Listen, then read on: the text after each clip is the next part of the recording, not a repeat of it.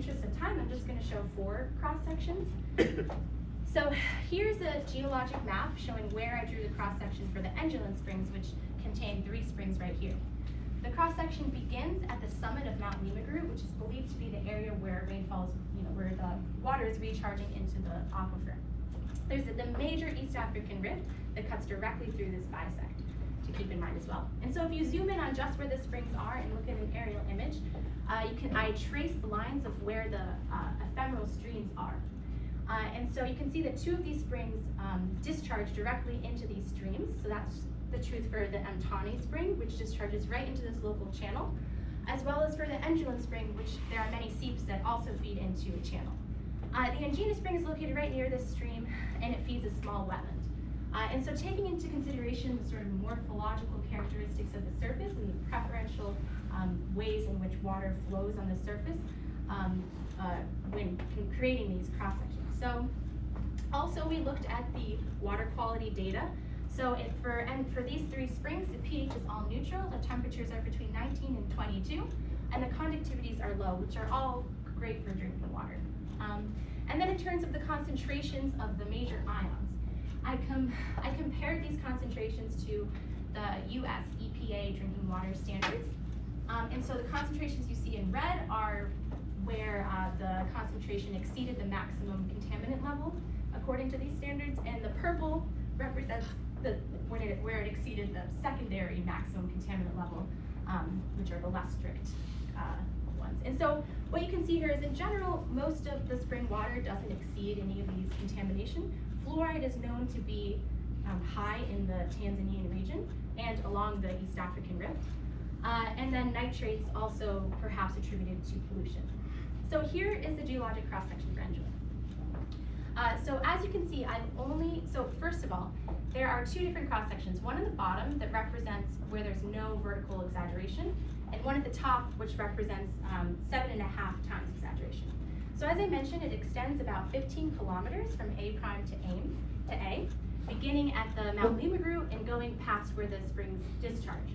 And so some things to really note here are that I only really shaded in the surface colors of the geology because, as I mentioned, there are no boreholes in this region. There's no subsurface geological information. So that's kind of where all these question marks come in, where the lithology is all pretty much just a guess. The dips in which the lithology used is based off of the morphology of the volcano, as well as there were some dip angles indicated on the geologic map. So the main things to focus on here is that, once again, this huge, major bounding fault of the rift cuts directly through the transect, and so that exists right here. So this is assumed to be a huge place where water can recharge into the groundwater system. And so what's also noticed here is that these springs discharge right along the slope, and especially with this change in lithology from basalt here to tuff unit here. And so in this scenario, we think that perhaps water enters in through where this fault is, and then discharges where there's this change in lithology. And also considering, there are these first order ephemeral streams that run through this region. Here's the second cross section. This one's for the spring Kasima Ngeta that's located to the east of Lake Eyasi here. And in this transect, it goes about 25 kilometers from Mount Oldiani, which is the point of recharge, and to where the springs discharge. And then there's another spring, Garabani, which is located 5 kilometers to the southeast, where there are assumed to be similar conditions. So in this scenario, the water quality once again was pretty similar to the last springs, with neutral pHs and temperatures in the low 20s, and also lower conductivities. And then we didn't have the data for all of the ions, but for the cat ions, these were also relatively similar and good for drinking water. And so here's the cross-section for Kasima Ngeta. And the main thing I want to highlight here is that these springs discharge at the base of the slope, which is a little different than the Engelin springs, which discharge along the slope. And so the idea is that water here, that recharges at the top of the mountain, travels through, some fractures or whatever in these units until it discharges out at the alluvium at the base of the slope, where the water table intersects the surface. It's also possible that water travels over these units, these volcanic units. This is the basalt, and where then the ephemeral streams would lose into the more permeable alluvial at the base of the slope, and then emanate out where the water table once again intersects the surface. Okay, so for the third cross section, this is Asiri. This one's located about 29 kilometers away, and you can see how much farther it is from the Engelin Springs located here.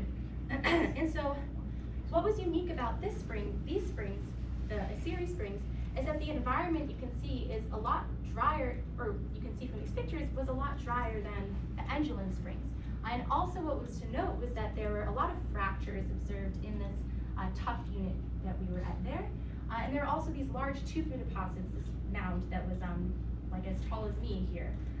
And so the tufa is this calcium carbonate precipitate. And so based on this information, we were thinking it's possible the groundwater here was flowing under pressure perhaps through these fractures up to the surface.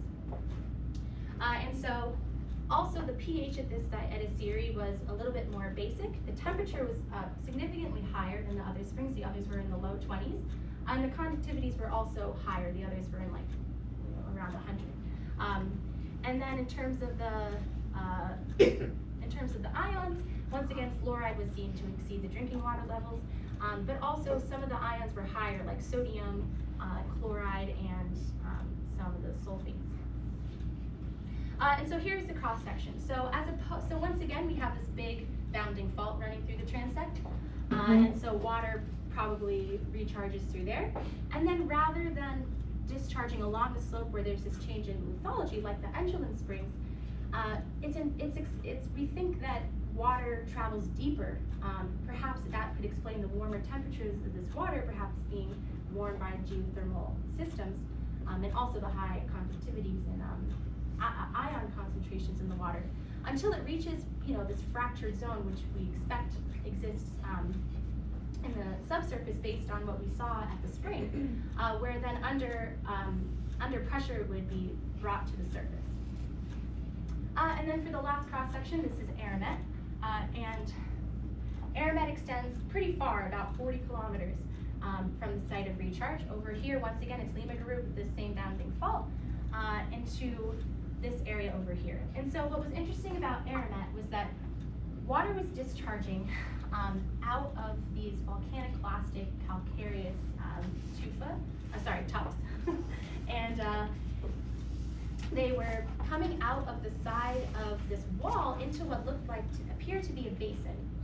And so when you look at an image of the region, here's where the Aramet Spring seeps out into this basin. And then there are also these two alkaline saline lakes located near at lower elevations. And so it's believed that this basin was probably used to be a lake. And that could explain why the conductivity and ion concentrations were extremely high, because perhaps in this warmer time, there was a lake, but then even though the lake no longer exists, the minerals that existed are still in the rocks, and the water cannot pick up all these minerals. So here's the cross section for Aramet, and so we believe that water is probably flowing pretty shallowly to, once again, local base level, because this is sort of the preferential path. If this used to be a lake, it's where water is directed toward.